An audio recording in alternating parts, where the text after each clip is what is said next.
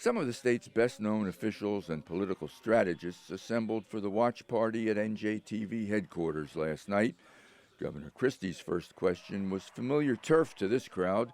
How does he explain New Jersey's poor economic numbers? If you think it's bad now, you should have seen it when I got there. The fact is, he delivered the litany of numbers and arguments he's been using for months. And what's happened since? 192,000 new private sector jobs in the 5.5 years I've been governor. We have a lot of work to do in New Jersey, but I am darn proud of how we've brought our state back. At the commercials, we got reaction. A lot of talking points tonight. These guys are very rehearsed. They've been practicing all week for this, this moment, but not a lot of originality. Very rehearsed talking points. Marco Rubio, he's a phony. Well, I certainly was impressed with Governor Christie's first answer. I can't wait to see him get on the open field. I'm going to be very excited to see him get in with a question that he can get some meat out there for him. John Kasich had fielded a question about expanding Medicaid under Obamacare. Kasich actually, I think, did a fantastic job with this question. It was from the standpoint of Republicans, kind of a nasty question, and I think he actually turned it around pretty well. Christie kind of disappeared after that until Megyn Kelly brought up domestic surveillance and Christie's longstanding criticism of Rand Paul on that issue. I was appointed U.S. Attorney by President Bush on September 10th, 2001, and the world changed enormously the next day. And it happened in my state. This is not theoretical to me. I went to the funerals. We lost friends of ours in the Trade Center that day. My own wife was 2 blocks from the Trade Center that day at her office, having gone through it that morning.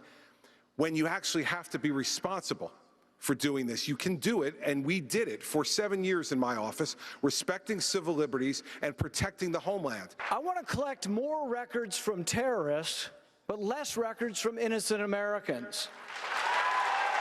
That's a completely ridiculous answer.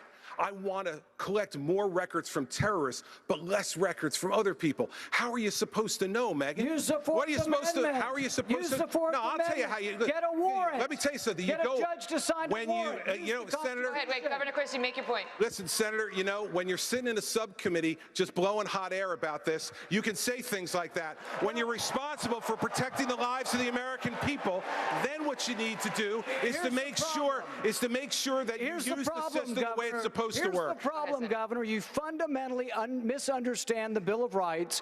Every time you did a case, you got a warrant from a judge. I'm talking about searches without warrants, indiscriminately of all Americans' records, and that's what I fought to end. I don't trust President Obama with our records. I know you gave him a big hug, and if you want to give him a big hug again, How did he answer?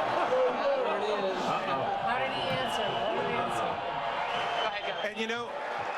And Senator Paul, the hugs that I remember are the hugs that I gave to the families who lost their people on September 11th. Those are the hugs I remember. This is like the Super Bowl for Republican political junkies.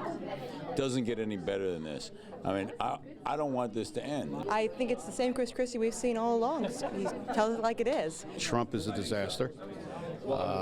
Hopefully our party will come to its senses, because if Trump is our candidate, we will lose on a scale that McGovern lost. I think our governor actually got the question he needed, and I think he owned the question. I think the back and forth with Rand Paul was outstanding on it for him. The focus kept shifting back to Donald Trump, who was acerbic and colorful. First of all, these lenders aren't babies. These are total killers. These are not the nice, sweet little people that you think, okay? Is Trump starting to seem plausible? I think he's starting to seem less plausible. I think he's saying what people want to hear, but to me, he's not coming across as presidential. I think Fox is doing a really good job. I think they're being tough on these candidates, which I think is some people may be surprised by. And I think there's a few candidates standing out. I think Marco Rubio is standing out. I think Governor Christie's done a good job. I like my governor. My governor is fighting when he has to fight. He rolled up his sleeves and can throw a punch when he needs to. At the same time, he's been well-behaved when he thought he had to be well-behaved, and I think that shows his diplomacy. Christie and Mike Huckabee disagreed on Christie's proposal to means test Social Security and Medicare. Governor Huckabee says he can save Social Security and Medicare without doing any of that. Is he lying? No, he's not lying. He's just wrong. So there's a difference. Listen, I'm the only guy on this stage who has put out a detailed 12-point plan on entitlement reform, and here's why. Because 71% of federal spending right now is on entitlements and debt service. 71%. And we have spent the last hour and 5 minutes talking about the other 29%. If we don't deal with this problem, it will bankrupt our country or lead to massive tax increases, neither one that we want in this country. Whose fault is it that the system is screwed up? Is it the recipients or is it the government? And if Congress wants to mess with the retirement program, why don't we let them start by changing their retirement program and not have one instead of talking about getting rid of Social Security and Medicare? I just think it's fundamentally lying to the people and stealing from them, and we shouldn't be doing it. I don't disagree with ending Congress's retirement program. I'm a governor. I don't have a retirement program in my state, and I don't disagree with that. But here's the news for the American people. He's complaining about the lying and stealing. The lying and stealing has already occurred. The trust fund is filled with IOUs. We can't fix the problem just by entering Congress's retirement. That's worth about this much. At the next break, we kicked it around.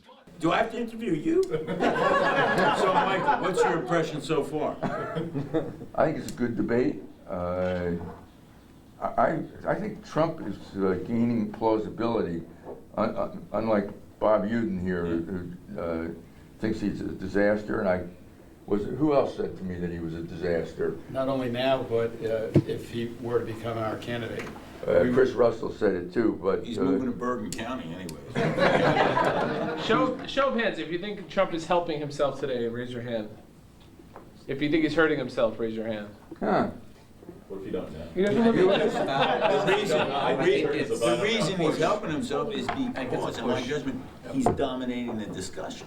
At the start of the evening, our guests ranked the candidates from first place to 10th, with Bush in first, followed by Kasich, Rubio, and Christie in fourth. After the debate, they ranked them again. Kasich and Christie moved up to 1 and 2. Bush slipped from 1 to 4.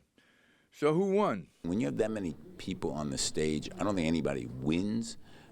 I'm looking for a good result from our governor, and I think we got it. I think Fox News won tonight. I can't imagine that ratings aren't through the roof. The questions were great. The Fox News anchors did a fantastic job. Governor Christie actually was very good, except there was a feeling like you didn't see him very much. The governor did very well. I wish there could have been, he could have had more time. Tonight there was a feeling, a Super Bowl feeling in the room that this is a big event, must-see TV. The debate format played really well. I think the moderators did a good job. I think Governor Christie did a good job. I think the back and forth between him and Rand Paul is going to get a lot of secondary play post-debate. I thought Rubio did a great job. I thought Kasich did. I thought Christie did. I thought Ted Cruz did. And I thought Jeb Bush did a decent job. I thought Trump was lackluster, and I think it's going to hurt him. I thought all the candidates performed very well this evening. I think all of them would serve a great position in the Christie administration when he becomes president. Even Donald Trump. What we're seeing right now on social media is that Donald Trump is still #1 in terms of Google searches and what's trending right now immediately after this debate. I think in the end, Jeb Bush was the biggest loser. He looked tense, disappointed that he even had to be on the stage in a contest at all. He wanted to be crowned this position, the nominee, and I think he's the biggest loser tonight. John Kasich actually came across pretty nice. He had good answers, I thought. Governor Christie did a very good job. The next debate and the next watch party are on September 16th. In Newark, I'm Michael Aaron, NJTV News.